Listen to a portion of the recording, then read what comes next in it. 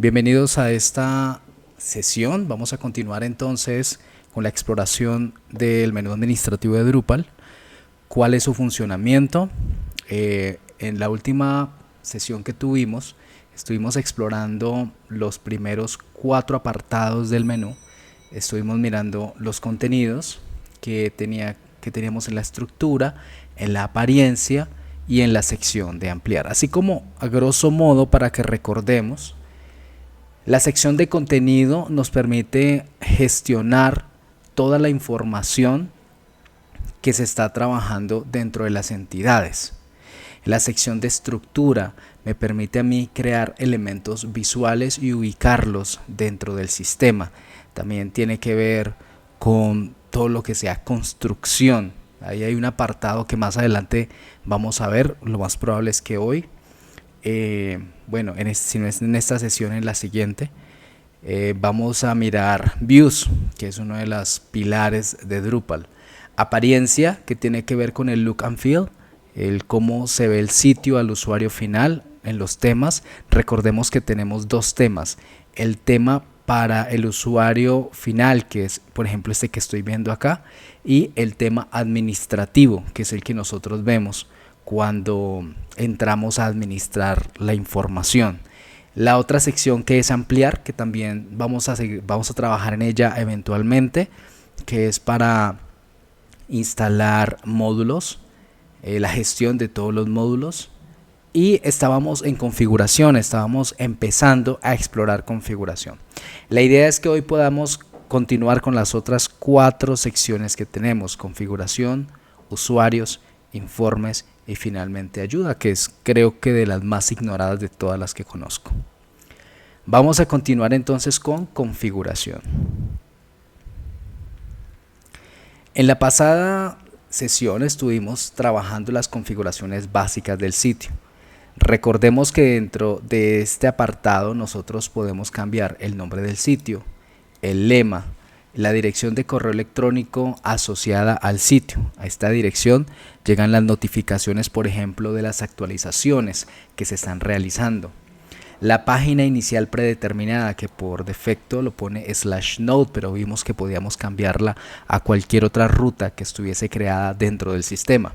Y las páginas de error, que de la misma forma yo puedo crear unos contenidos, ya sea como nodos o como de cualquier otra forma, y ponerle aquí la ruta para que esas sean las páginas que sean llamadas cuando suceda un error tipo 403, es decir, error de acceso denegado, o un error tipo 404, es decir, error de página no encontrada. De pronto, si para alguno de ustedes no es común esto 403 o 404, los invito a que busquen en internet cuáles son los códigos de estado del protocolo HTTP. Entonces no solamente está el 403 y el 404, sino que también hay otros. Pero por defecto en los sitios web, estos son los 2 que se les puede dar tratamiento, pues digamos que comúnmente. Bueno, seguimos entonces con las otras secciones. Para que tengamos en cuenta, esto está agrupado, ¿no? Tenemos configuraciones de sistema, de usuarios, de interfaz y así muchos otros. Yo les sugería que cuando estuviesen creando más adelante, cuando estuviesen creando configuraciones nuevas, es importante que todo lo que tenga que ver con configuraciones lo enviemos acá, que nos creemos un grupo. Por ejemplo, si nuestro proyecto se llama Pasteles Susana, entonces yo podría crearme un grupo acá que se llame Pasteles Susana, y con todas las opciones de configuración que yo le estoy poniendo a este sitio web, para que quede claro que todo lo que tenga que ver con configuración está en esta sección. Bueno, entonces sistema. Vamos a continuar con el otro, que es el cron.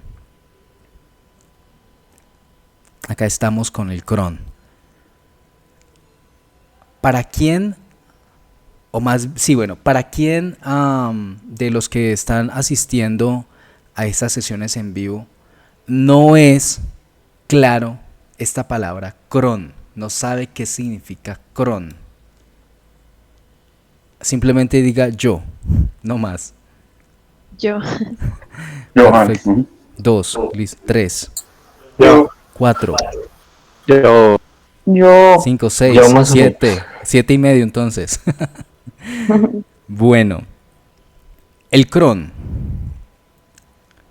El cron lo podemos encontrar, por ejemplo, a los que son usuarios de Windows. ¿Alguna vez han visto algo llamado tareas programadas? Yo sí sé que es tareas programadas. ¿Nadie? Bueno, si alguien de los que me está escuchando en esta grabación sabe que son tareas programadas, pues por ahí va el asunto. Voy a explicarlo entonces de otra forma. Hay cosas que nosotros normalmente necesitamos agendar para que sucedan dentro del sitio. A esto le llamamos tareas programadas o como dice acá. El cron se ocupa de ejecutar tareas periódicas. Por ejemplo, comprobar actualizaciones e indexar contenido para la búsqueda. El cron es es un nombre que viene desde el sistema Linux. Desde ahí, digamos que toda esta parte de tareas, de ejecución de tareas, lo conocemos ahí, tiene mucho que ver con lo que vamos como a programar para que suceda dentro del sitio. Por ejemplo, ustedes necesitan que todos los días a las 6 de la mañana o a las 8 de la mañana el sistema compruebe si nos han llegado mensajes de contacto y que me haga como un resumen de todos los mensajes de contacto y me los envía a un correo. O cada 8 días ustedes necesitan que el sistema limpie el sistema de registros para que no se me acumule tanto en la base de datos. Son tareas periódicas que ustedes esperan que sucedan dentro del sistema. A eso le llamamos cron. Entonces, Drupal tiene un sistema de cron y es lo que nosotros tenemos acá. Más quiero hacer una claridad. Tiene un sistema de cron, más la ejecución no depende necesariamente de este sistema de cron. Voy a explicarlo de la siguiente forma. Yo establezco cuáles son las tareas programadas que quiero que se ejecuten agregándolas al cron de Drupal. Acá vemos dos ejemplos que nos ponen. El primero, la comprobación de actualizaciones. Es decir, que con la ejecución él pregunta si hay actualizaciones de Drupal. El segundo es con la indexación del contenido de búsqueda. Es decir, él dice, hay contenido nuevo que yo pueda recibir y indexar, procesar para que luego pueda ser usado en la búsqueda, sí o no. ¿Listo? Entonces, el sistema de cron de Drupal simplemente me ofrece el mecanismo por el cual yo puedo crear tareas periódicas. Pero no me permite a mí necesariamente decir o establecer exactamente su ejecución. Vamos a verlo de la siguiente forma. Acá tenemos un botón que dice ejecutar cron. Veamos lo siguiente. Acá dice última ejecución hace 13 minutos 15 segundos. ¿Qué pasa si yo lo ejecuto acá? Le doy clic. Él me recarga la página y me dice última ejecución hace 0 segundos. Entonces, ¿qué sucedió? Al yo darle clic acá por debajo, Drupal fue y consultó todas las tareas programadas que se le habían establecido por los módulos normalmente. Fue y las verificó y las ejecutó. Una tras otra. ¿Listo? Entonces, esa ejecución fue hace 0 segundos y recargo acá, me dice que ya fue hace 30 segundos.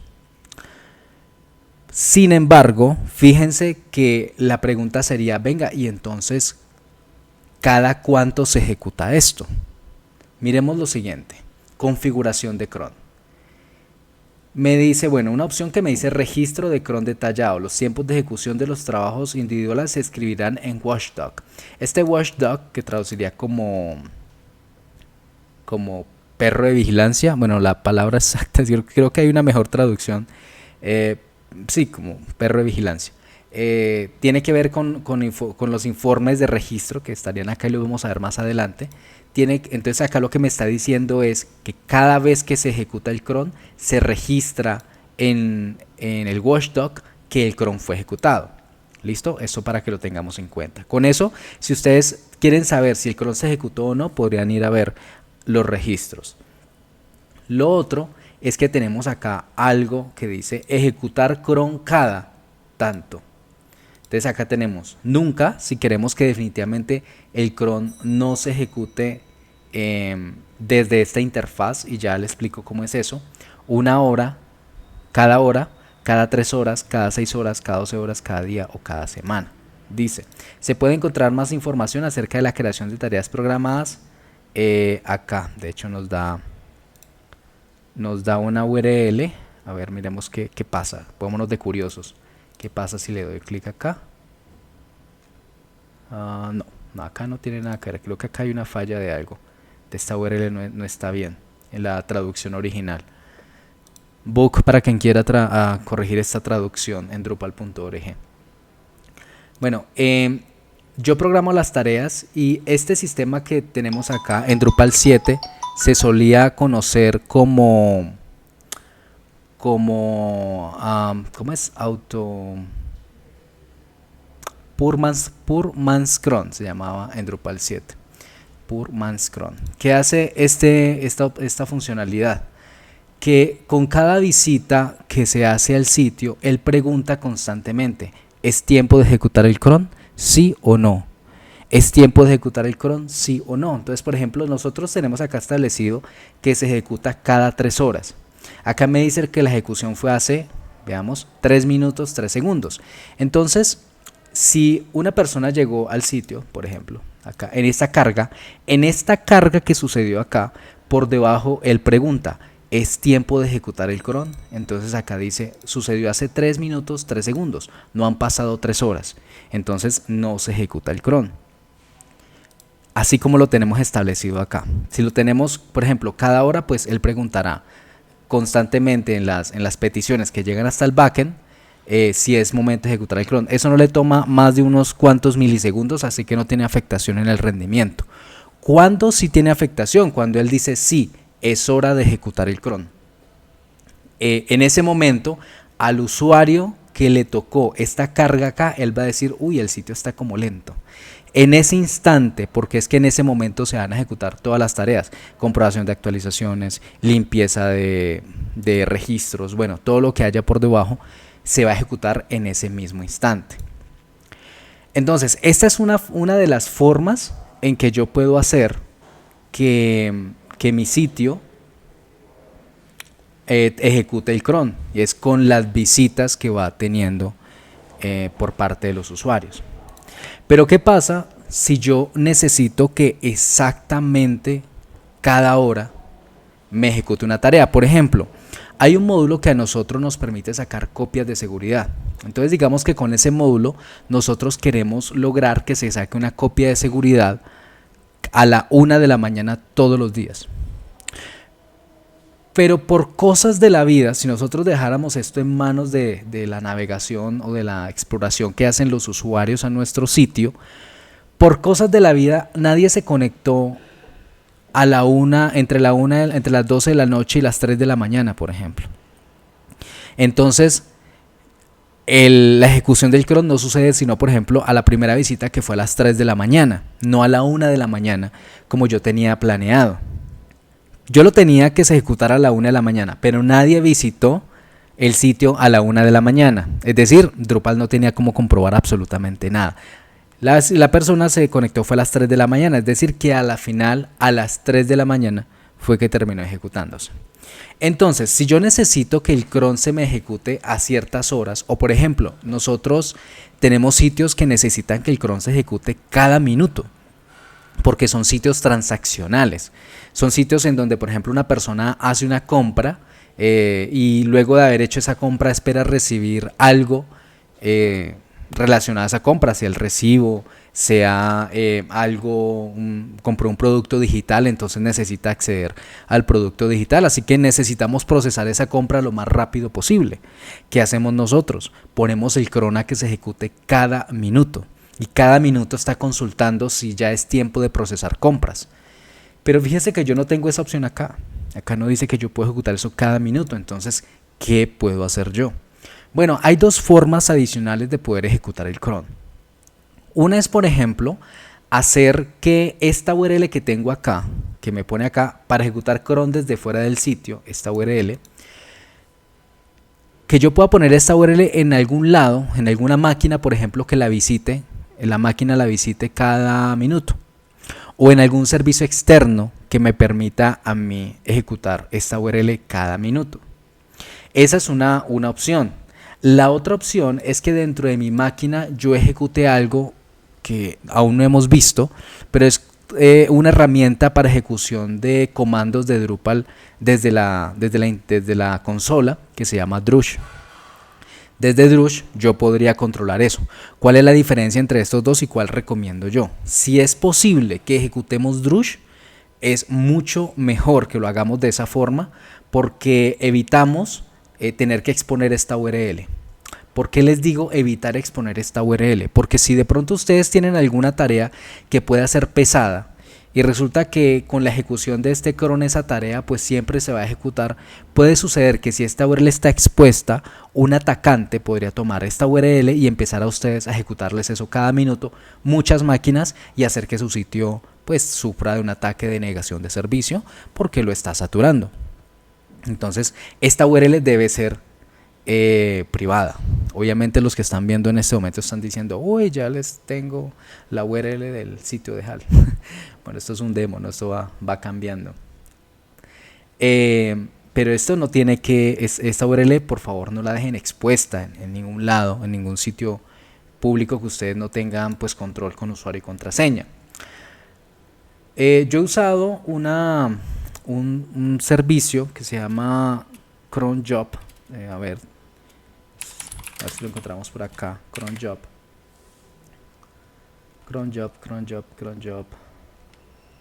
Acá está.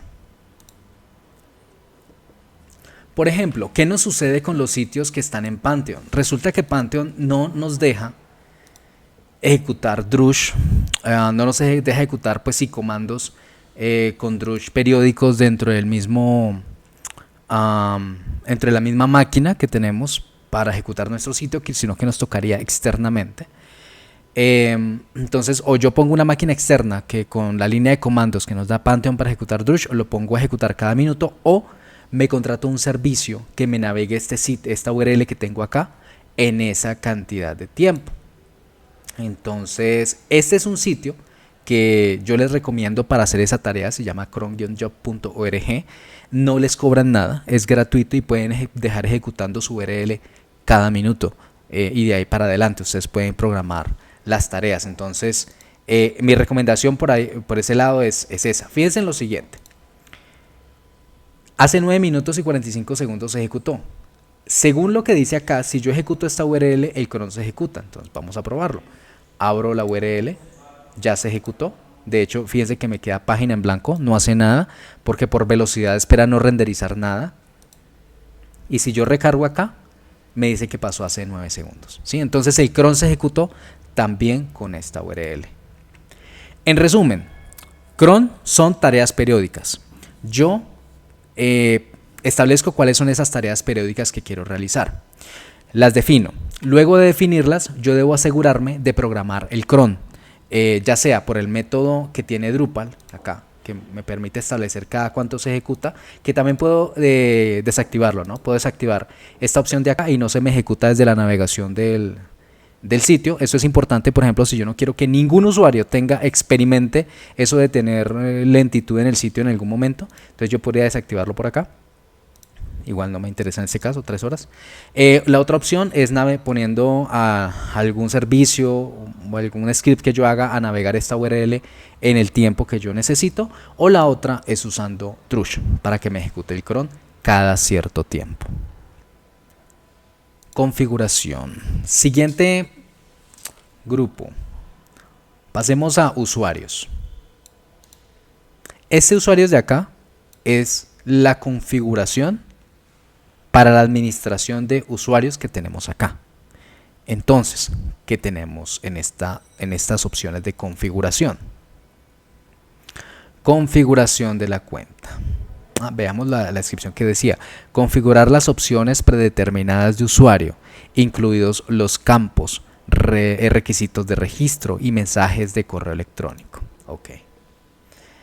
Opciones de contacto. Habilitar por omisión el formulario de contacto personal para los usuarios nuevos. Esto es algo que trae por defecto porque los sitios, los CMS por lo regular, cuando tienen una comunidad de usuarios, permiten que entre ellos se puedan contactar para que de pronto no expongan, por ejemplo, el correo electrónico. Entonces permiten la generación de un formulario de contacto. Más en muchos de los desarrollos que yo he estado, la mayoría prefiere deshabilitar esto, porque no quieren que entre los usuarios pues tengan una opción de estar enviándose mensajes. Entonces esto va de acuerdo a lo que cada uno quiera. Lo probaremos eventualmente cuando ya estemos en la gestión de usuarios. El nombre que le vamos a establecer al usuario que no está autenticado, es decir, los usuarios anónimos. Yo podría llamarlo anónimo o podría llamarlo invitado. Y simplemente es un nombre que le voy a dar, sobre todo porque suele usarse este nombre para nombrarlos en algún punto del sistema. Entonces, en lugar de llamarlo anónimo, lo llamo invitado, quizá es un nombre más adecuado. Seguido de esto es el rol de administrador. Esto es nuevo, relativamente nuevo, porque digamos que si no estoy seguro si en Drupal 7 o era en Drupal 6, donde yo no tenía un rol de administrador por defecto. Entonces, como no tenía ese rol de administrador, cada vez que creaba nuevos permisos, tenía que ir a revisar a ver si al administrador que yo había definido le quedaron o no le quedaron los permisos y volver a otorgarlos. En este caso, lo que tenemos es que ahora Drupal me permite a mí definir: si usted creó un rol, por favor defínalo acá, este es el de administrador, y este administrador automáticamente recibirá todos los permisos de cualquier módulo que se active dentro del sistema. ¿Por qué?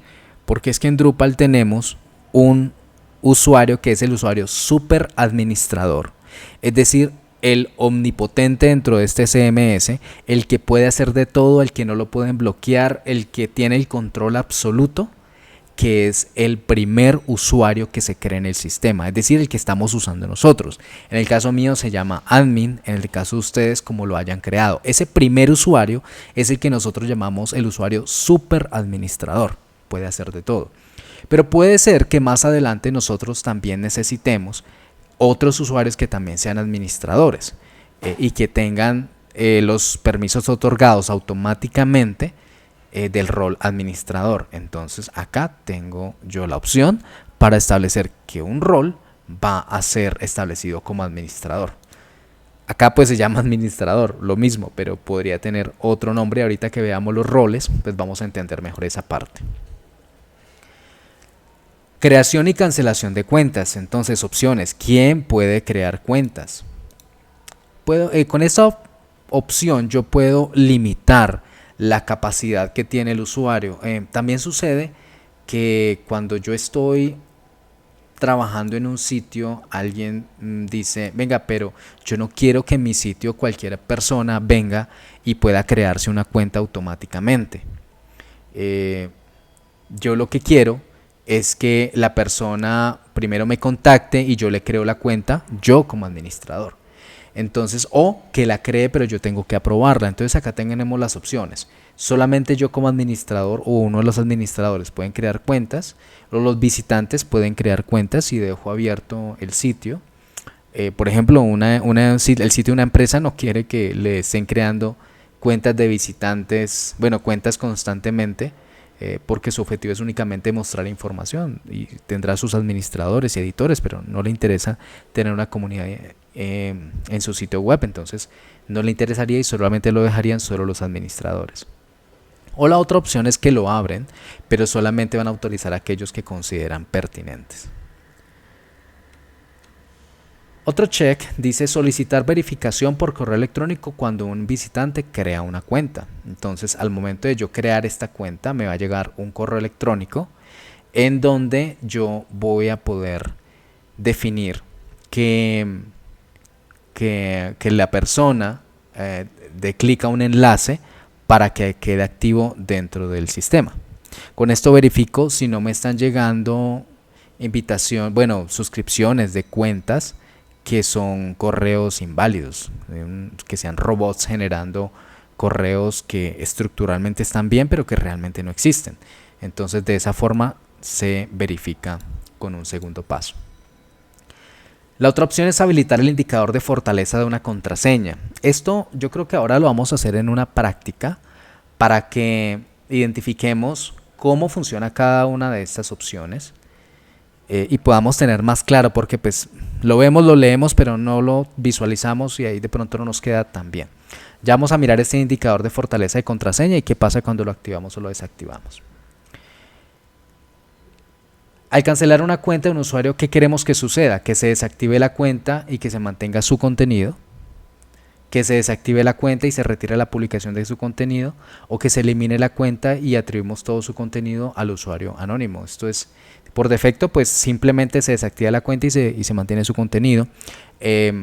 Hay de pronto casos en donde una comunidad dice que, una comunidad que yo he creado con mi sitio, dice que no, que al momento de eliminar la cuenta que se borre todo su contenido, porque como el usuario no lo va a seguir usando, no queremos guardar contenido que no es útil, porque no está siendo mantenido, entonces se elimina. En ese caso, retirar la publicación de su contenido, se podría moverlo al usuario anónimo o simplemente mantener su contenido.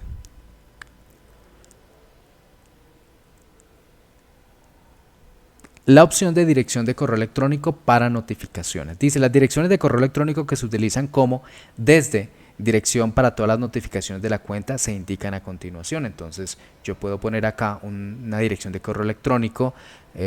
Ustedes ven que cuando les llega un correo dice desde tal dirección, ¿cierto? Entonces yo puedo establecer acá cuál es esa dirección desde donde yo digo que se emiten los correos de este sitio. Y finalmente acá tengo una sección donde yo puedo configurar el contenido de los correos electrónicos que va a emitir el sitio y en distintos escenarios. Por ejemplo, ¿cuál es el correo que recibe cuando una persona, cuando un usuario se crea por el administrador? El mensaje de bienvenida. Dice, un administrador ha creado una cuenta para usted en tal site name. ¿Qué es esto? Estos son tokens de reemplazo o son variables. Acá dice, editar los mensajes de correo electrónico de bienvenida enviado a los nuevos usuarios creados por un administrador. Las variables disponibles son site name, nombre del sitio, site URL, user display name, user account name, username. Acá tenemos una gran cantidad de URLs de tokens, que yo puedo poner y serán reemplazados de acuerdo a quien pues lo esté usando. Tenemos un cuerpo del contenido que pues yo también puedo cambiar, puedo usar esos tokens y puedo variar el mensaje en general. Y así lo puedo hacer con cada uno de ellos. Entonces, por ejemplo, ese es un mensaje para cuando la persona creó su cuenta, pero está en espera de que el administrador la apruebe. Entonces dice, gracias por registrarse en tal, su solicitud de una cuenta actualmente está pendiente de aprobación. Una vez que haya sido aprobado, todo lo que sigue ahí, yo puedo cambiar ese texto, puedo ponerle lo que quiera. Y acá con cada una de estas opciones, acá nos da una opción distinta que es notificar al usuario cuando se bloquee una cuenta. Si queremos hacerlo, está desactivado por defecto, pues porque no a todos les interesa que si yo bloqueo una cuenta, pues lo sepa. De pronto alguien se siente con eso. Confirmación de cancelación de la cuenta cancelada. Lo mismo, notificaciones y el mensaje de recuperación de clave. ¿Preguntas? ¿No? Vamos a ir a la práctica, señor. Entonces. Vamos a pedirle a Brian, que fue el que habló, a que por favor nos comparta su pantalla. Ok, un momento.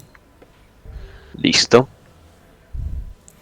Bien, Brian. Entonces, vamos a hacer la prueba para crearnos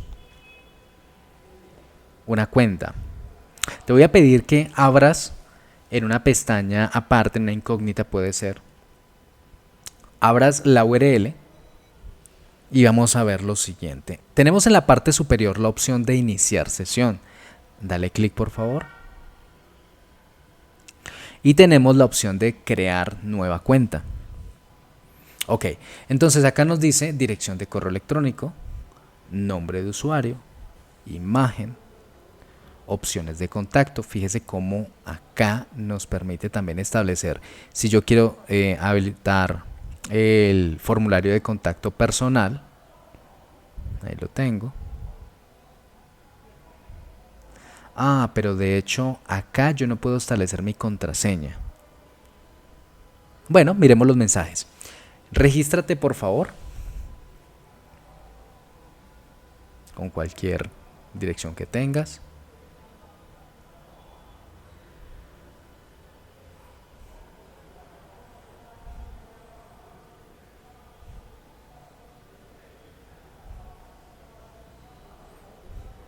¿Dejamos una imagen o no?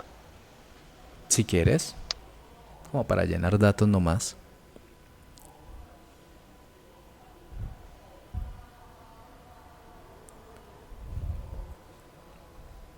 Deja el formulario de contacto personal ahí y te creas una nueva cuenta.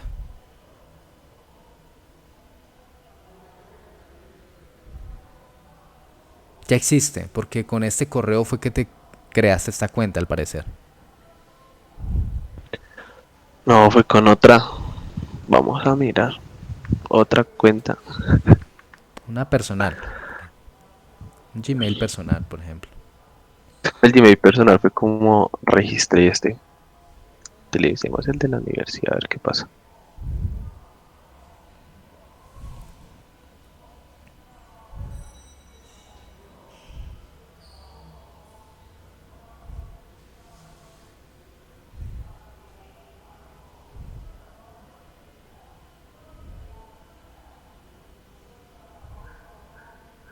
Ok.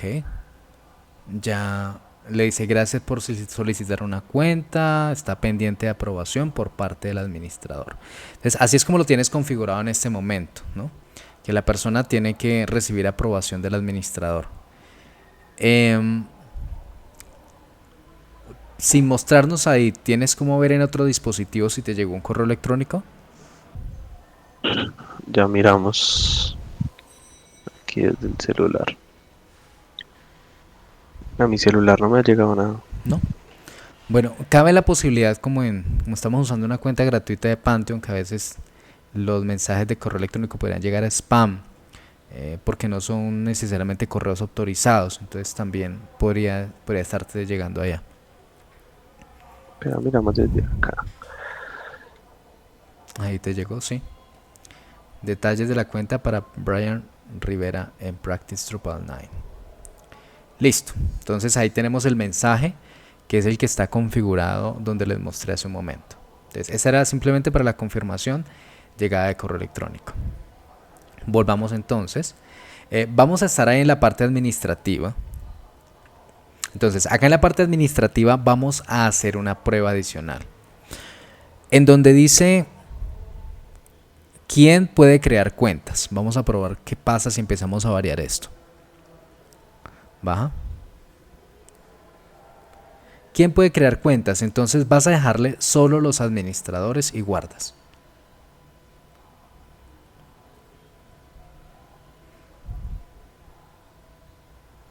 Ahora vuelve por favor al sitio que tenías en incógnito, eso. Vuelve a intentar crear la cuenta, iniciar sesión. Fíjense que ya no tenemos la opción para crear una nueva cuenta. ¿Listo? Entonces ya tenemos el primer cambio en la configuración. Bueno, volvamos a la parte administrativa y lo variamos un poco. Vamos a decirle que puede crear la cuenta un visitante. Todos los visitantes pueden crear la cuenta. No le vamos a solicitar verificación por correo electrónico. Ahí dice solicitar verificación por correo electrónico, no se la vamos a solicitar. Y listo, guarda.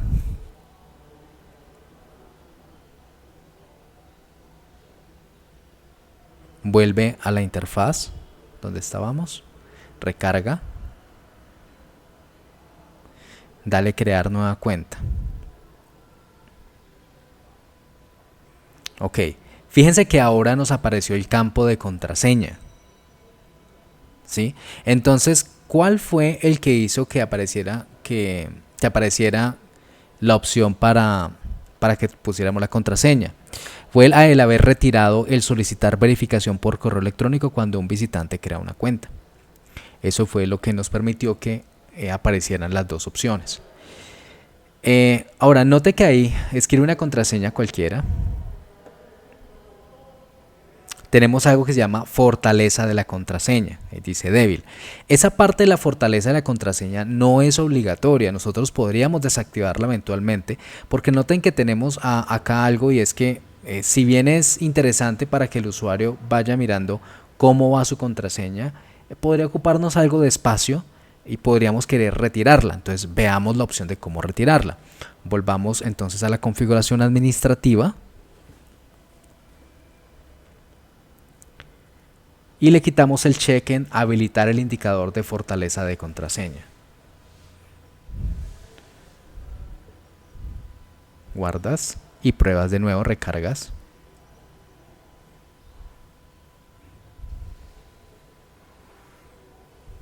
Listo, escribe. Ya no tenemos el indicador de fortaleza de contraseña. Sí es útil, a mí me gusta.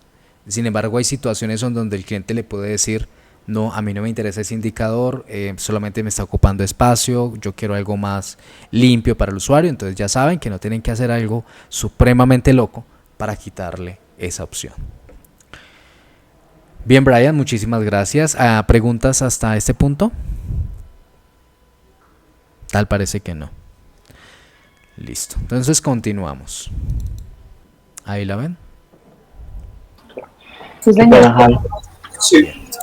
Continuamos con las otras opciones que tenemos en la configuración de la cuenta. Ya miramos la configuración general.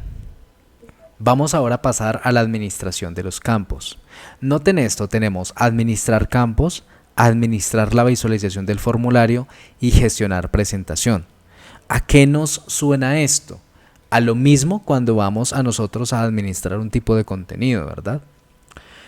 Es decir, que en este punto nosotros estaríamos configurando la entidad de usuario. ¿Cómo se va a comportar la entidad de usuario? Entonces acá vamos a administrar campos. El campo de imagen, por ejemplo, que nos aparecía hace un momento, donde Brian estaba mostrando, es este campo que tenemos acá. Entonces, no es obligatorio que nosotros tengamos que tener una imagen dentro de todas nuestras cuentas. Acá vemos que podríamos eliminar este campo, pero también vemos que podríamos agregar más campos al registro. Y yo, al momento de darle clic en añadir un campo, pues selecciono los mismos tipos de campo que estuvimos trabajando en los tipos de contenido, los puedo también aplicar acá. Entonces, yo puedo crearme formularios de registro con todos los campos que yo necesite, en el orden que yo necesite, y obviamente también puedo administrar la visualización. Tenemos para ese caso a la administración de la visualización del formulario, que si recuerdan, cuando nosotros estuvimos mirando modos de visualización, uno de ellos, por ejemplo, era el de usuarios. Recordemos acá rápidamente. Voy a estructura, display modes, modos de formulario, y acá yo tengo el de usuario y uno que se llama registro. Digamos que yo me voy a crear otro modo de usuario acá, y a este le voy a llamar Premium. Escribo mal. Premium. Se me quedó bien escrito Premium. ¿Cómo escribe Premium? Uy, me equivoqué. Premium. Está bien. Premium. Guardo. Y acá tengo este Premium y registro. Ahora si actualizo, bueno, no sé si lo he, déjame actualizar. Acá opciones de presentación, tengo Premium y registro. Tengo esto por debajo, los activo. Y acá tengo Default, Premium y registro. Si yo estuviese acá y digamos que yo, al ser un usuario, un usuario premium, me creo otro campo donde pido otros datos, yo puedo administrar acá desde la visualización del formulario que a los usuarios por defecto ese campo no se les muestre. Podría ponerlo y mandarlo acá al desactivado en contexto plural.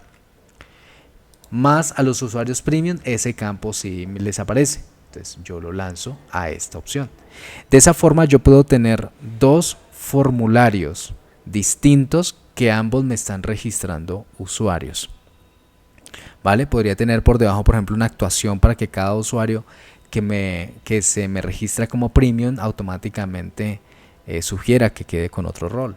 También es posible. Esto en cuanto a los formularios, y también hacer aclaración de cómo era esta parte de los modos de formulario. Gestionar presentación, pues ya es de acuerdo a lo como yo quiero mostrar al usuario. En este caso puedo mostrar una imagen y miembro desde hace cuánto. Ya es, digamos que la visualización final de ese usuario. Vamos a hacer un ejemplo muy pequeño con esto, para que veamos cómo es eso de la gestión de la presentación del usuario. Le voy a pedir a Alejandro Patiño a que me ayude con esta parte. Alejandro, por favor, comparte su pantalla. Listo. Ya tienes un usuario que es LJKI, ¿cierto? Que fue el que creaste ahora. Dale clic a ese usuario. Tenemos entonces LJK1 con la imagen que le subiste y algo que dice miembro desde hace tanto. Vamos a quitarle ese miembro desde hace tanto. Entonces, según lo que vimos ahora, ¿dónde intuyes que se quitaría ese campo de miembro desde hace tanto? En gestionar presentación. Gestionar presentación, sí señor. ¿Por dónde irías?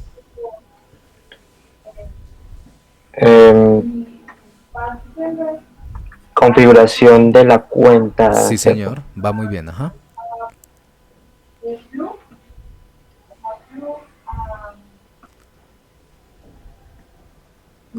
Muy bien. Ajá. Entonces, esa opción, miembros de hace cuánto, lo pasas a desactivado. Y guardas.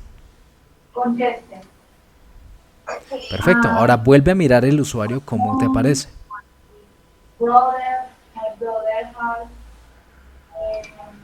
Usuario. Entonces ve donde dice usuario. Bueno, ahí está. Listo. LJK1.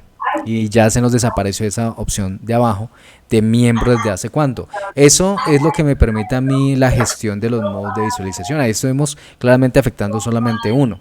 Pero eso me permite a mí quitar cosas que de pronto me parece que no necesariamente tienen que estar dentro de la visualización de esa entidad. En este caso, del usuario. Alejo, muchísimas gracias. Listo.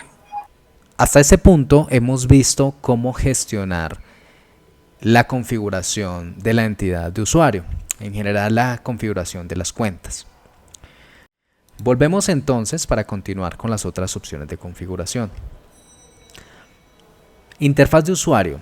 Tenemos los atajos. Ya habíamos visto en la sesión anterior. Sí, fue la anterior. Sí, en la anterior vimos un poco acerca de los atajos, de cómo podíamos generar atajos y llegar desde esta opción que tenemos arriba y tener un listado de atajos que yo pudiese administrar. Bueno, le doy clic acá en atajos y acá puedo crear un conjunto de atajos. Define el conjunto de atajos que se usarán en la solapa de atajos, es decir, esta de acá. ¿Sí? Tengo un listado de enlaces que están acá por defecto, que son add content y all content. Add content, all content. Probemos, por ejemplo, qué pasa si a mí me da por agregar un atajo adicional. Digamos que yo quiero acá en administrar configuración de la cuenta, gestionar presentación. Yo quiero llegar acá hasta compacto. No me deja hasta ahí. A ver. Sí, acá está, compacto. Acá tengo la estrellita que me permite agregar el atajo por defecto. Le doy clic. Si vuelvo acá a atajos, me dice gestionar presentación. Ahora, vamos allá a la configuración donde estábamos nuevamente. Atajos, lista de enlaces, gestionar presentación. Acá tengo las opciones de editarlo. Entonces yo digo, no quiero que se llame gestionar presentación, sino que se llama usuario compacto.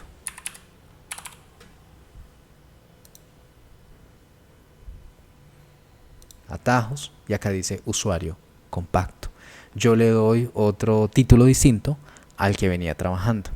Acá también tengo de todas formas la opción de gestionar esos atajos que tengo acá, los atajos por defecto. Ahora, hay uno acá que les voy a ser sincero, no lo había visto, no lo había probado antes, y es qué pasa si a mí me da por, miramos acá, atajos, por crear otro conjunto de atajos. Voy a llamarlos mis atajos.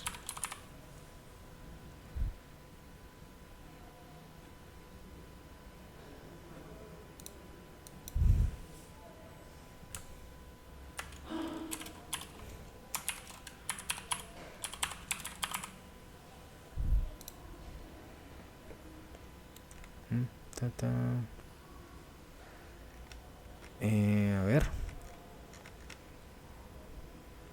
Atajos. Mis atajos. Listar enlaces. Tengo estos. Y por defecto tengo los mismos. Interesante. ¿Qué pasa si cambio estos? Le digo usuario compactos.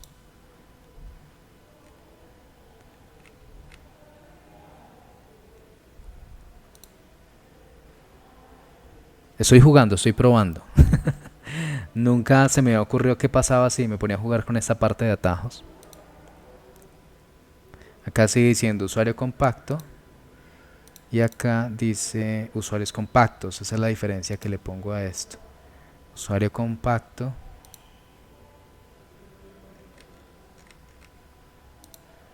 Vale, tal parece que es otro grupo que yo podría adjuntar acá. No sé en ese momento cómo, se me ocurre que de pronto por los menús de pronto esto me generó otro grupo de menús que podría yo adjuntar a esta lista, pero para no demorarnos mucho más voy a dejarlo como tarea para mí. Averiguo bien y les digo cómo se trabajarían con más atajos. Y en la siguiente de esta sesión a la otra, entonces miramos. Bueno, sigamos. Autoridad de contenido. Esta parte ya la estuvimos mirando. Estuvimos mirando que podemos gestionar los editores de texto asociados a estos formatos. CK Editor, que podemos tener más editores de texto, que podemos controlar qué roles están asociados a estos formatos de texto y que podemos configurar cada una de sus opciones. Si entramos acá, por ejemplo, tenemos un título, a qué roles está activo, qué editor de texto vamos a usar, qué botón le vamos a adjuntar y con cada uno de ellos qué opciones de configuración adicional me dan, cuáles son los filtros activos,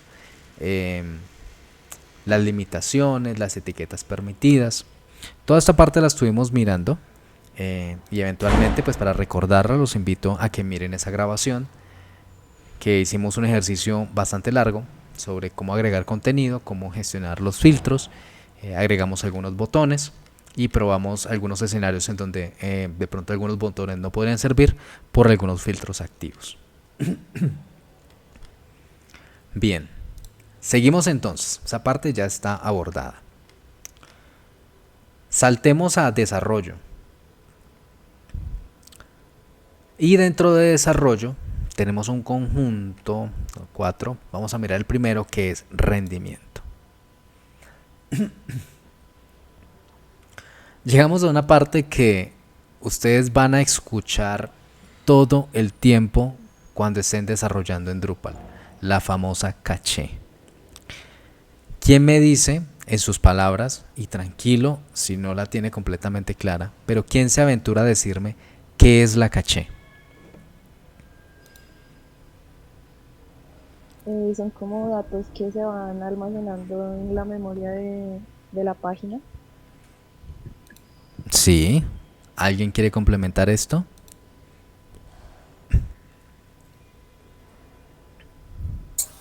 Que es una memoria interna, sí, que almacena las solicitudes futuras, lo que se vaya a ver a largo plazo. Sí, de acuerdo. Bueno, ambos están correctos, así es. Es un almacenamiento temporal que se hace en el sistema para acelerar las solicitudes. Desde Drupal 8 tenemos un sistema activado por defecto de la caché. En Drupal 7 la caché no estaba activada por defecto. En cambio, desde 8 tenemos un sistema un poco más avanzado que ya pues cuando estemos viendo desarrollo, ahí sí vamos a tener una explicación extensa de las distintas capas de caché. Ahora no lo hago para no complicar tanto la vida. Lo que debemos saber es que cuando una petición llega a Drupal, esta petición debe pasar por muchos procesos. Ya hemos visto, por ejemplo, temas del cron, pero hay algo que no hemos visto que son eventos, que son hooks, las consultas a las bases de datos, el renderizado, las estructuras HTML. Digamos que todo ese proceso de armado tiene un costo de máquina, tiene un costo de procesamiento, que si nosotros dejáramos que cada vez que un usuario hace una petición haga todo ese proceso, haga toda esa reconstrucción completa, lo que va a suceder es que los sitios van a ser muy lentos. Por eso todo sistema que sea escalable debería tener un sistema de caché interno para que pueda gestionar el tiempo de vida en el que esa caché va a necesitar que esté disponible. Como les decía, por defecto Drupal tiene la caché activada y uno podría tener esta opción de acá abajo donde dice antigüedad máximas de las caché y del proxy dice no poner en caché, pero aún así por debajo tiene la caché básica activada. Así como que sepamos, como para que lo tengamos en cuenta, tenemos una caché de plantillas, tenemos una caché de páginas, tenemos cachés de etiquetas, tenemos unas cachés individuales por entidades. Y todas estas entran a funcionar en conjunto para entregar velocidad a las respuestas del sistema. De esa forma, cuando un usuario hace una petición, el sistema entrega las versiones ya renderizadas, ya listas, ya cacheadas, y así se hace mucho más rápida la entrega. Cuando uno desarrolla un sistema desde cero, debe tener en cuenta esto siempre, porque muchas veces cuando uno hace la construcción uno dice no, en mi máquina funciona perfecto, yo hago la revisión y 2, 3 usuarios y me responde en milisegundos, muy bien. Pero ¿qué pasa cuando el volumen es alto? ¿Qué pasa cuando lo que está llegando son peticiones tras peticiones y peticiones? Ya estamos teniendo concurrencia de 50, 100, 200, 600 usuarios. Pues que necesitamos entregar todo más rápido y que la máquina no se estrese, que no me generen cuellos de botella. Entonces, para eso existen las cachés. Siempre que les digan, hay que borrar la caché en Drupal. Bueno, ¿a dónde vienen? Configuración, desarrollo, rendimiento. Y tenemos esta opción que dice vaciar todas las cachés. Cuando vaciamos todas las cachés, ustedes se van a dar cuenta que inmediatamente la siguiente petición es lenta, ¿sí? Y a veces sucede eso, que uno limpia la caché y de pronto el cliente justo en ese momento entra a revisar y dice, no, el sitio web está lento, está muy lento, es que yo entré y se me demoró como 1 minuto en cargar. Sí, si el sitio es grande, puede que esa primera petición, mientras construye todas las cachés, vaya a ser muy lento. Entonces tengámoslo siempre en cuenta. Limpiamos las cachés, la advertencia, ojalá nosotros seamos los que naveguemos esas primeras páginas y ya pues en adelante pues va a ir mucho más rápido. Las cachés tienen muchas formas de ser implementadas. Tenemos por defecto en Drupal el almacenamiento dentro de la base de datos.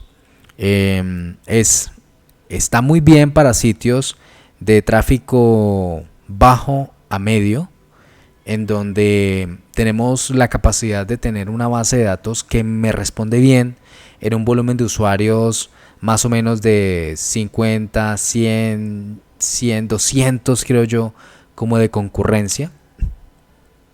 Pero cuando las cosas se ponen un poco más crudas y tenemos una concurrencia más alta, esa caché normalmente tenemos que separarla. Y la primera caché que nosotros necesitamos separar es la de el HTML y el etiquetado. Digamos que esa primera que responde, que son también de imágenes, que son de HTML renderizado, todo eso tiene que ser entregado mucho más rápido. Acá voy a mostrar algo. En la navegación, como de pronto para quienes no lo saben. Los navegadores de hoy en día tienen algo que llaman los inspectores. Los inspectores me dejan a mí ver qué está pasando dentro del sitio. Entonces, clic derecho, inspeccionar. Dentro de esta inspección, yo puedo observar una gran cantidad de cosas, pero en este caso nos vamos a concentrar en algo puntual, que es la red. Bien. Entonces, en esta página que tenemos acá, que es una página que, bueno, tiene toda la parte administrativa, está un poco más cargada de lo que podría estar normalmente. Me permite a mí definir lo que voy a mostrar, ¿no? Yo les voy a mostrar más bien esto en anónimo, perdón, porque creo que se evidencia mejor. Entonces, veamos lo siguiente. En esta pantalla, al inspeccionar, me voy a red, le doy a actualizar, voy a recargar de nuevo, y acá me entrega cosas interesantes. Me dice, perdón, acá voy a estar limitado, darle todo de nuevo. Acá me dice que me está entregando un HTML, que ese HTML es esto que les voy a mostrar acá, el código fuente de la página, todo esto es el HTML, que tiene un tamaño de 15.25 kilobytes. Me está entregando archivos CSS, me está entregando unas fuentes WOF, me está entregando un archivo JS y me está entregando un favicon. Todo esto es lo que compone a esta página, a este sitio web, y acá está el peso de cada una de ellas.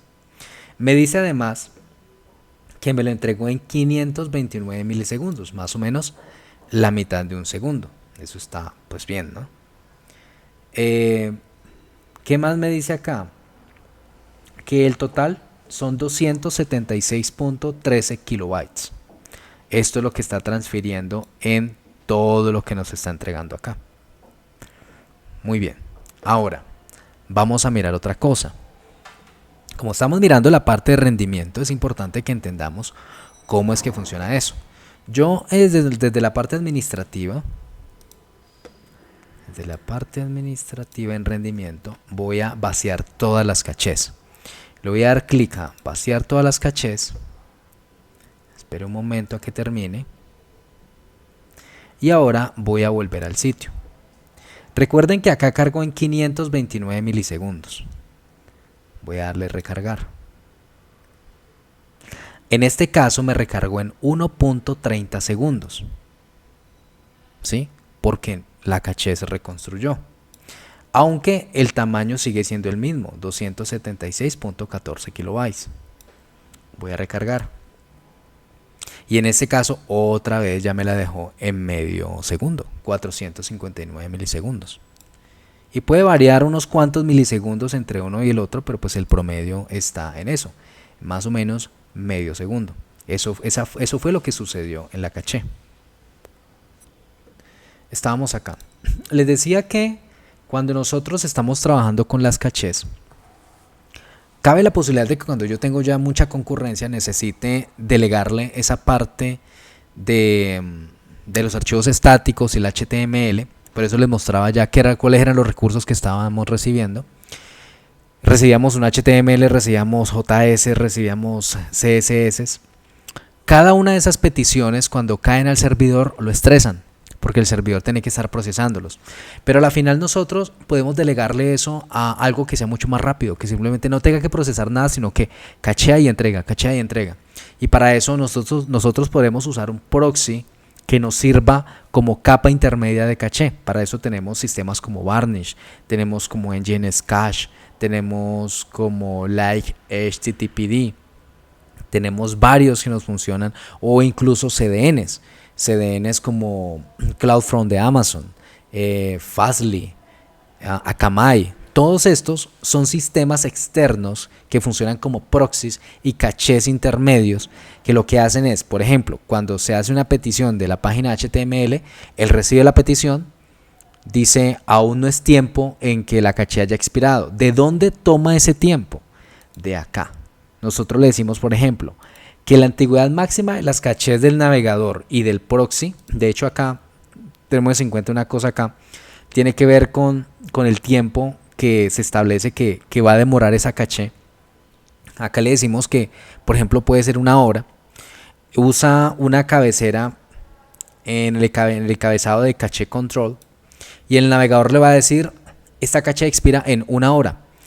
Es decir, que no la vuelva a pedir otra vez, sino una vez haya pasado una hora. La tiene en cuenta tanto el navegador como el proxy.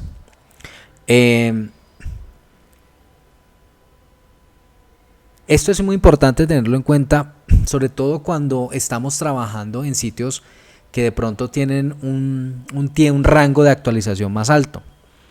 Si nosotros tenemos esto establecido en una hora, es probable que si mi sitio es de noticias muy importantes, pues yo deba esperar un poco más de una hora para que la caché completa sea refrescada. Sin embargo, y acá hago una aclaración, el sistema de caché de Drupal es muy avanzado hoy en día y también se basa en etiquetas, de tal forma que algunos componentes sí pueden ir variando basado en las etiquetas. De momento, solamente tengamos en cuenta que la caché general, en este caso la estamos estableciendo en una hora. ¿Listo? Y ese es el tiempo que va a ir cambiando. ¿Qué es eso del caché control? Acá tenemos que ponernos un poco técnicos porque realmente hace parte del entendimiento de cómo funciona Drupal. Entonces voy a volver a compartirles acá. Entonces, ¿de dónde vienen esas cabeceras?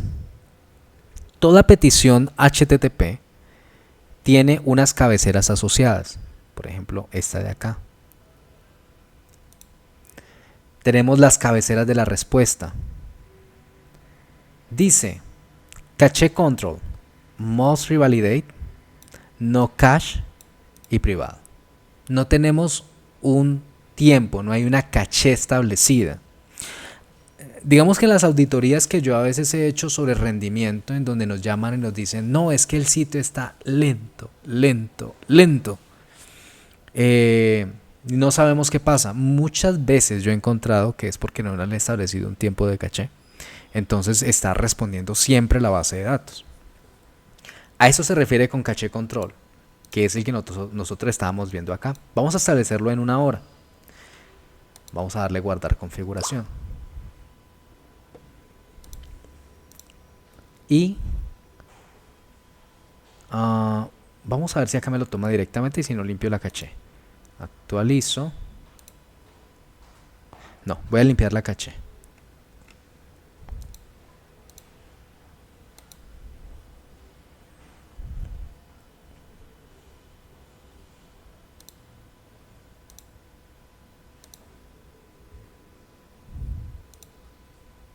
Noten esto, caché control, max age, 3600 segundos. Eso es una hora, ¿verdad? Entonces, lo que está sucediendo acá es que Drupal le está diciendo al navegador, esta página va a tener un tiempo de caché de 3600 segundos. No la vuelva a pedir, sino hasta que haya pasado ese tiempo. Acá me dice edad 0. Ahora vamos a actualizar. Veamos qué pasa. Listo, max age 3600, edad 42. Es decir, han pasado 42 segundos desde que esta petición HTTP fue realizada. Y note lo que dice acá, transferido, cacheado. El navegador ya tiene una copia. Han pasado 42 segundos desde esa última copia. Hasta que no llegue a 3600, él no va a volver a pedir otra. A menos que yo vuelva a limpiar la caché. Fíjense que ¿sí? Dice, sigue sumando, 77. Pero yo vengo acá y vuelvo y limpio la caché porque me dijeron, no, es que fíjese que un cambio que hice tiene que salir ya, tiene que salir ya y ¿cómo hago? Me va a tocar esperar una hora, se despelucan, no saben qué hacer. No, calmados. Limpiemos la caché. Eso sí tiene la implicación de que pues el momento, mientras se reconstruye va a tomar un poco de máquina, ¿no? Pero lo podemos hacer. Vaciamos la caché y recargo. Fíjense que acá dice transferido 6.34 porque efectivamente fue la primera petición.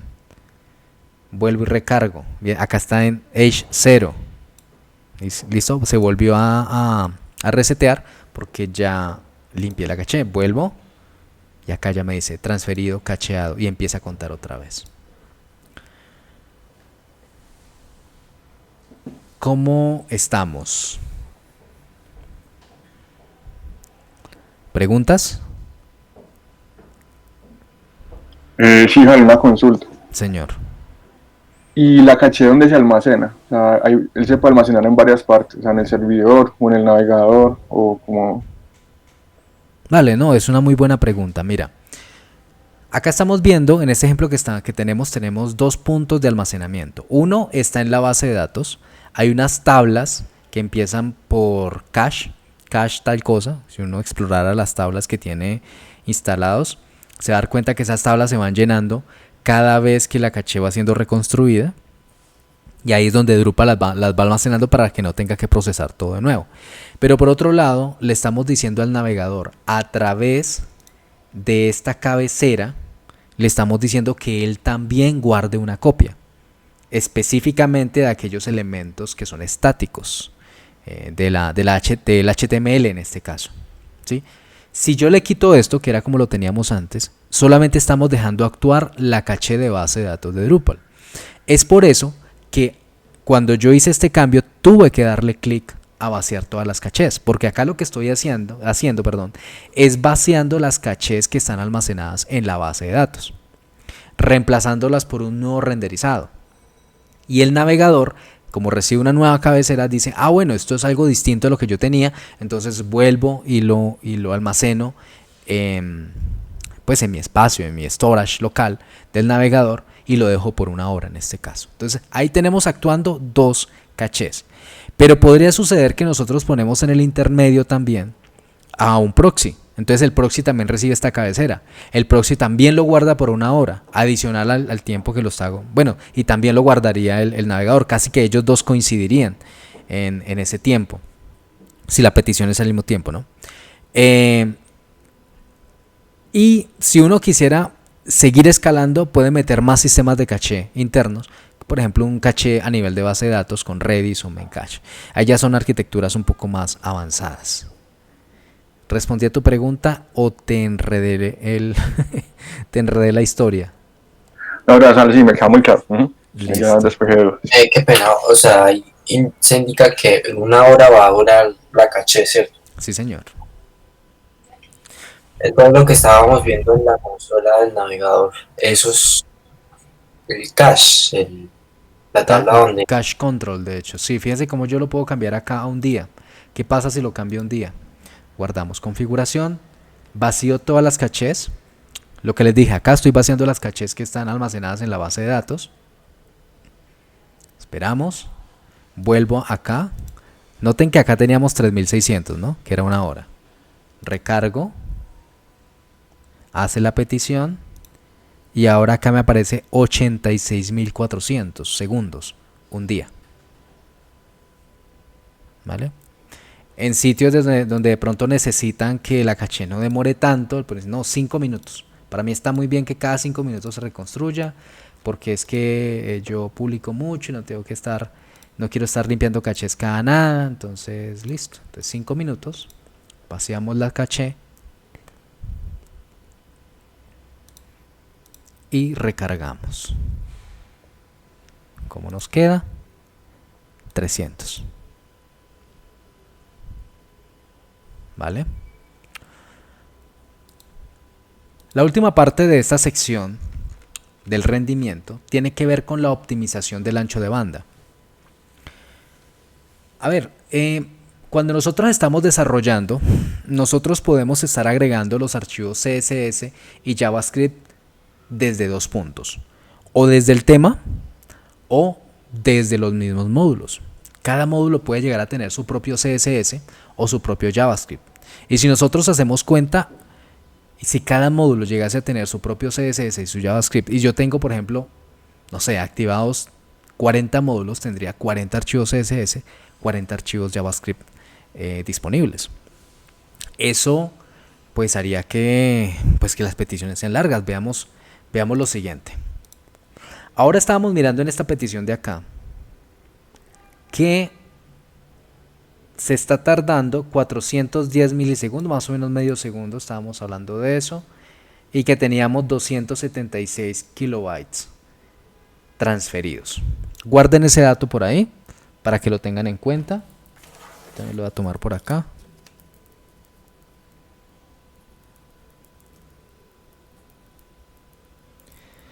Ahora, en las opciones de rendimiento,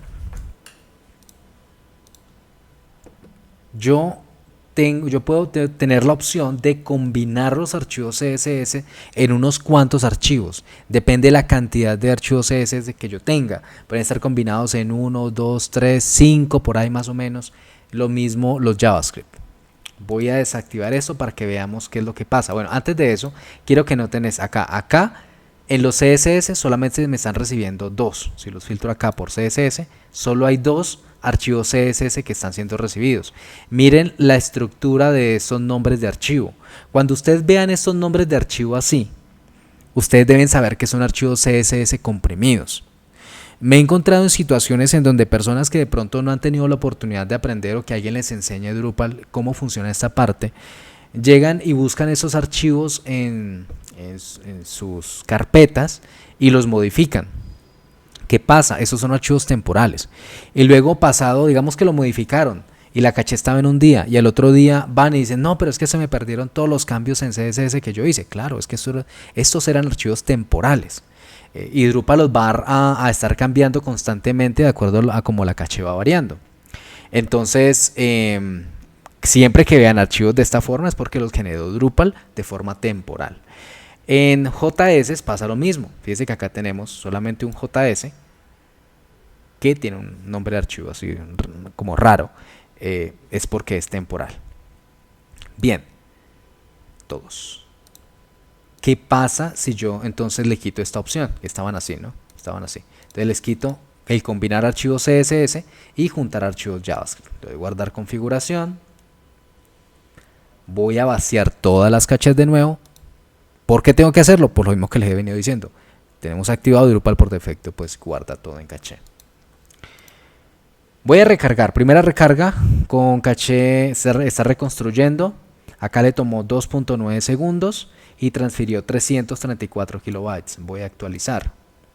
Entonces esto es ya con la caché, ¿no? Esto es con la caché. Cacheado. Listo. Noten esto. Si yo pongo ahora cuántos archivos CSS tengo. Miren toda esta cantidad que tengo acá. Todos estos son archivos CSS. Table drag, skip, page title, node CSS, nav primary. Una gran cantidad de archivos CSS que están siendo llamados. ¿Sí? Todo esto. Ahora, si yo pongo solo los JS, pues todos estos son archivos JS. 2, 4, 6, 8, 10. ¿Cuál es el efecto de esto? Que yo aún así teniendo la caché activada,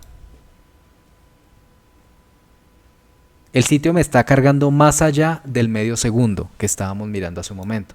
Ahora están 863 milisegundos. Recargamos.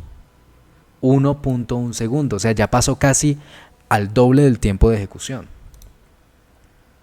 Sí, mire, prácticamente está en un segundo ahora, no en medio segundo. ¿Por qué? Se dicen, ¿pero por qué? Pues porque, por un lado, Drupal lo que hizo fue comprimir todos esos CSS y JS para hacerlos más livianos, y por otro lado, eran menos peticiones al servidor. Antes teníamos solamente 2 peticiones para el CSS y una petición para el JS, pero ahora tenemos 2, 4, 6, 8, 10 peticiones para los JS y 76 peticiones para los CSS. Cada petición al servidor es un ir y venir, ¿sí? Es un tiempo de espera que le sumamos al navegador para que pueda entregar todo el sitio. Y esto es importante que lo entendamos porque hoy en día estamos desarrollando y desarrollamos para que sea muy bonito, para que todo como que se vea espectacular al usuario final, pero no estamos pensando en el rendimiento. Esos ir y venir es la petición que yo hago desde acá, y si mi servidor está en Estados Unidos es ir a Estados Unidos y volver por un archivo 76 veces. ¿Sí? Son tiempos de espera que se suman acá, yo los veo acá. Este le tomó 331 milisegundos, 128 milisegundos, 138 milisegundos, y todo eso va subiendo. A eso súmenle, veamos acá, veámoslo todo de nuevo. Súmenle que yo les pedí tomar nota ahora de cuánto teníamos en kilobytes. Inicialmente 276 kilobytes con comprimidos, pero ahora tenemos 334 kilobytes. Es decir, que se nos sumó la cantidad de archivos, el peso de los archivos que estoy pues transfiriéndole al usuario al final de la petición. Todo eso hay que tenerlo en cuenta, porque si yo estoy transfiriendo mayor cantidad, más peso en kilobytes, pues obviamente voy a hacer que mi sitio se demore más. Eso hay que tenerlo en cuenta también, por ejemplo, cuando yo subo imágenes, que a veces el usuario quiere que las imágenes se vean grandotas, espectaculares, a Full HD, la mejor resolución, pero no se da cuenta que le está sumando a este tamaño. Si yo le estoy sumando a esto y uno ve sitios que increíblemente llegan a pesar 20 megabytes.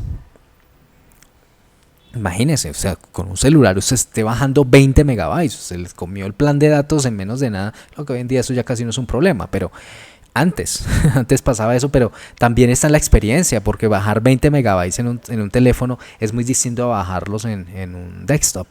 Y hoy en día ustedes saben que hay que ponerle cuidado más a la experiencia móvil.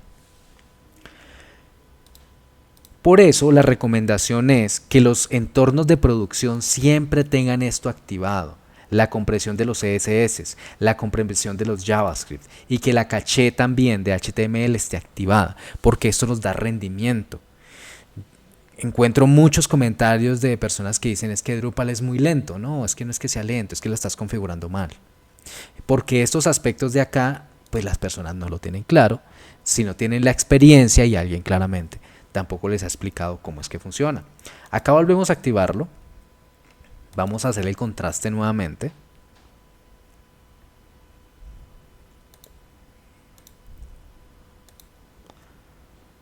Carga, segunda recarga, listo.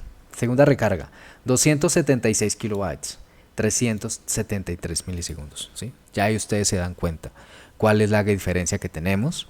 Que acá entre todos solamente tenemos 9 solicitudes. En la otra tenemos como 200 y punta de solicitudes. Bueno, fíjense que acá también estamos solicitando fuentes, entonces el uso excesivo de fuentes también va en detrimento del rendimiento. Si mi sitio termina usando 20 fuentes, pues las 20 fuentes terminan siendo cargadas acá también. Eso suma a los tiempos de ejecución, suma al peso, y bueno, eso también suma un poco al renderizado cuando se está pintando, que es otra parte que tiene que ver con el rendimiento. El rendimiento es algo muy bonito para trabajar, pero cuando uno empieza a darse cuenta de cómo funciona, como que le empieza a doler cada cosa que le está poniendo al sitio. ¿Preguntas?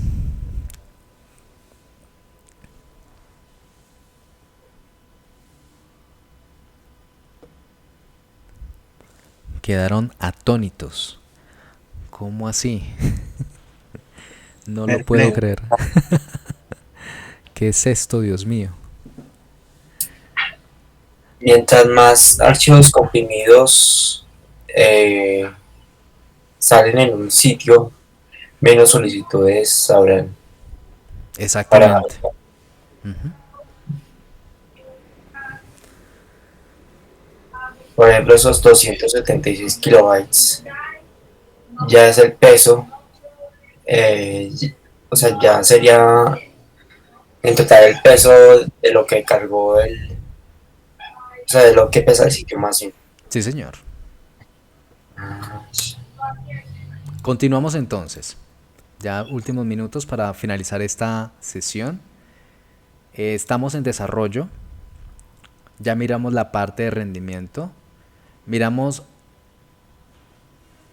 vamos a ver, registro y errores. Este es muy sencillo. Yo les explicaba que existía algo llamado Watchdog, ¿sí? El perro de vigilancia. Este Watchdog es un sistema de almacenamiento de mensajes, de registros del sistema.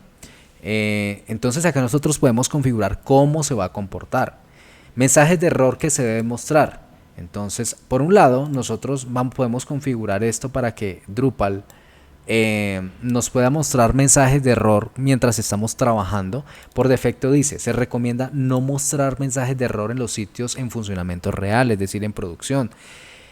Si nosotros estamos teniendo un error que necesitamos que Drupal nos lo muestre de forma evidente, pues acá le podríamos decir todos los mensajes, e incluso con información sobre el trazado inverso. Estas son opciones de desarrollo, por eso estamos acá en desarrollo. Podría activarlos desde ese punto, pero siempre que estén en producción, ninguno. A veces también me encuentro con esos casos. Entonces el cliente dice, venga, pero ¿por qué me está apareciendo estos mensajes que raro? Esto parece que fuera a explotar, cosas en rojo. ¿Qué significa esto? Bueno, pues porque a lo mejor el registro de errores lo dejaron activo en alguna de estas opciones y en ese caso tienen que venir acá y darle ninguno. La otra opción es los mensajes de registro en la base de datos a mantener. Con cada acción que va sucediendo dentro del sistema se va guardando un registro. Eso incluye también mensajes, por ejemplo, del lenguaje, de PHP, diciendo tuve un problema con la conexión a la base de datos. Warning, un for each está mal hecho, o una variable de sesión ya inició y me la está pidiendo otra vez, tal variable no fue definida. Todo eso va sumando. Todos esos son registros en el sistema. Buena práctica acá, que nosotros estemos pendientes de cuáles son esos registros que están apareciendo, sobre todo registros que son del lenguaje, porque lo que hacemos es sumar muchos registros y no alcanzamos a ver los que son realmente importantes. Cuando un sitio tiene muchos registros y son muy importantes para nosotros mantener esos registros por una buena cantidad de tiempo, pues le aumentamos la capacidad. Por defecto viene 1000, pero yo puedo aumentarla hasta 1.000.000 de registros.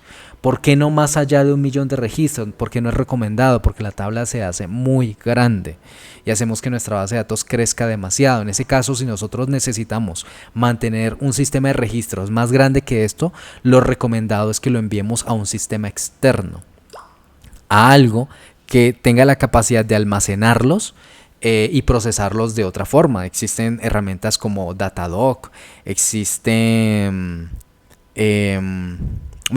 procesadores de Apache, incluso con New Relic.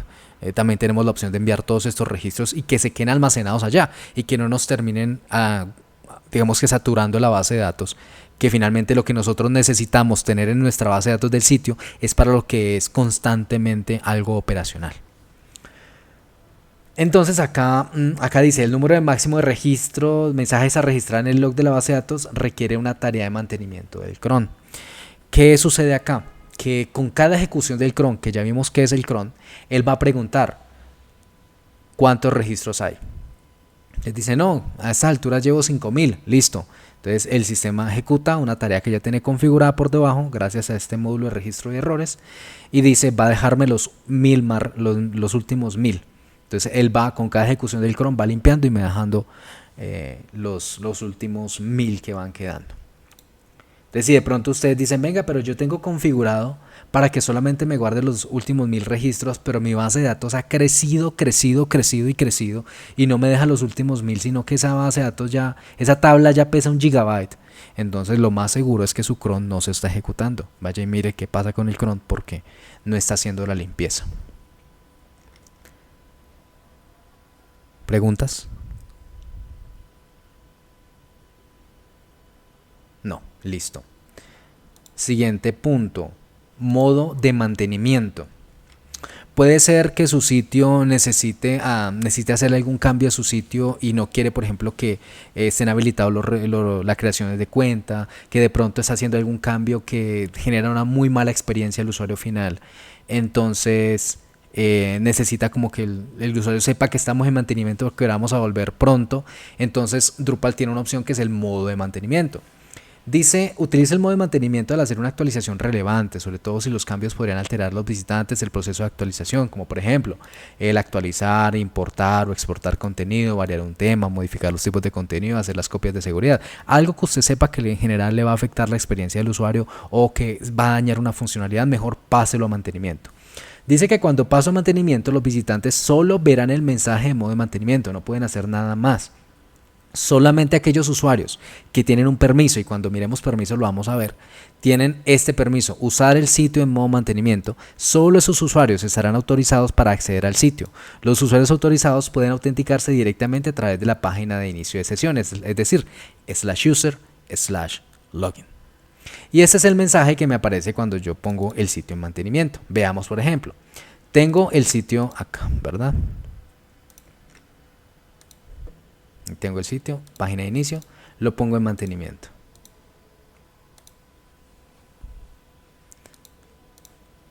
Y actualizo. No pasó nada. ¿Quién me dice por qué?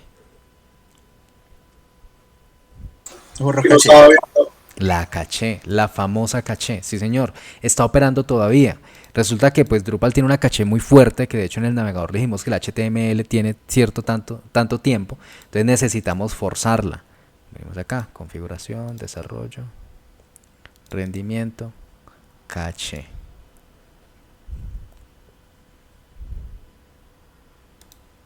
Y actualizamos. Sitio desconectado en mantenimiento. ¿Listo? Esa es una plantilla que yo podría llegar a cambiar en cada sitio desde el tema.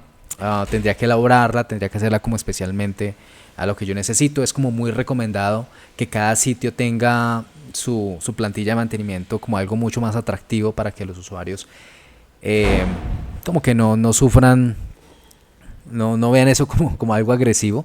Acá por defecto me deja esto como diciéndome, listo, usted tiene la opción básica, pero pues obviamente usted puede mejorarla, ¿vale? Entonces ahí tenemos el sitio desconectado de mantenimiento.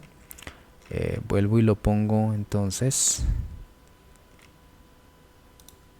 Bueno, acá lo que tenemos es que no puedo hacer nada, ¿no? Acá, aprendizaje Drupal, no puedo hacer nada. Pero si yo soy un usuario, sé que en /user/login puedo llegar y loguearme con mis datos.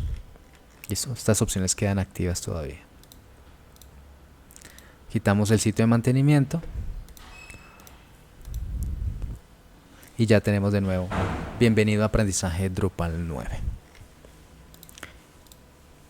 Y vamos a finalizar con una parte en la que no vamos a profundizar todavía, porque es algo que tenemos ya que practicar y mirar cómo es que funciona, pero les doy algo de contexto. Resulta que uno de los grandes retos que aparecieron en Drupal 7 era cómo hacemos para que todas esas cosas que yo voy construyendo, bloques, vistas, tipos de contenido, modos de visualización, todo eso que hemos venido trabajando durante este tiempo, ¿cómo hago para yo luego pasarlos a otro ambiente? Porque cuando uno ya está trabajando profesionalmente, uno no trabaja todo dentro del mismo sitio. Uno tiene entornos de desarrollo, uno tiene el entorno de producción, tiene un entorno de pruebas y un entorno de desarrollo mínimamente. De ahí para abajo muchas más cosas si quiere, pero mínimamente tiene esos 3 entornos. Entonces uno está trabajando en desarrollo y dice, listo, este tipo de contenido me quedó espectacular, ya le cuadré los modos de visualización, está listo para desplegar. ¿Qué nos pasaba en Drupal 7? Entonces teníamos un módulo que se llamaba Features, un módulo que intentaba coger y exportar todo ese todas esas que habíamos hecho a código, pero la verdad tenía fallas importantes y no siempre pasaban bien.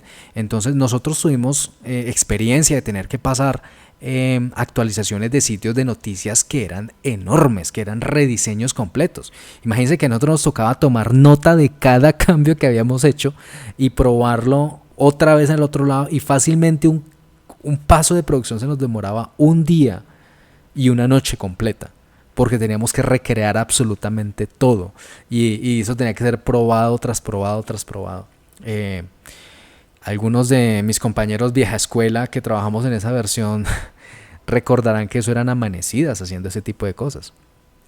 En Drupal 8 afortunadamente se construyó un sistema que es la de gestión de configuraciones. Entonces esas configuraciones ahora automáticamente Drupal las detecta y digamos que las reconoce para que sean exportadas y sean guardadas en unos archivos .yml que tienen cierta estructura. En esta instalación donde yo estoy, yo no he hecho modificaciones importantes, entonces por eso yo no tengo acá, pero a lo mejor en las de ustedes sí van a poder ver que acá le aparecen unas cosas nuevas, los tipos de contenido, los campos, le aparecen cosas acá. Eso quiere decir que Drupal ya les ha detectado que hay configuraciones que usted ha creado que no están en el código y que tienen que ser exportadas, que tienen que ser sincronizadas. Entonces eso nos permite exportar esos archivos YML y luego con esos archivos importarlos en la otra instalación. Pero acá hay un requerimiento muy importante. El otro entorno tiene que ser una copia de este entorno que yo estoy trabajando. No puede ser un Drupal nuevo, no tiene que ser otro Drupal que yo instalé y a este le voy a montar lo que yo hice acá. No, tiene que ser una copia de la base de datos que yo ya venía trabajando, simplemente que sin estos cambios. Porque Drupal por debajo, cada sitio tiene un identificador único y él va a detectar si es otra instalación que no es la misma que usted venía trabajando y no se los va a dejar importar. Entonces eso a tenerlo en cuenta. Igual lo vamos a ver más adelante ya cuando estemos trabajando en desarrollo, cómo es que se trabaja la sincronización de configuraciones. De momento no lo vamos a usar, excepto cuando ya probemos un poco los entornos en Pantheon, que afortunadamente nos deja trabajar desarrollo y pruebas en la versión gratuita que estamos trabajando, y producción solamente cuando ya se está pagando. Muy bien, entonces hasta este punto viene esta sesión. Alcanzamos a abarcar hasta desarrollo. En la siguiente vamos a continuar con las otras opciones de configuración. Vamos a explorar un poco más los usuarios, los informes y la ayuda. Todo este recorrido es importante para que luego, cuando ya estemos trabajando en una operación en la continuidad del desarrollo que venimos haciendo, pues no se nos haga extraño de por qué las cosas estaban en un lado y qué es lo que hacen y por qué lo hacen.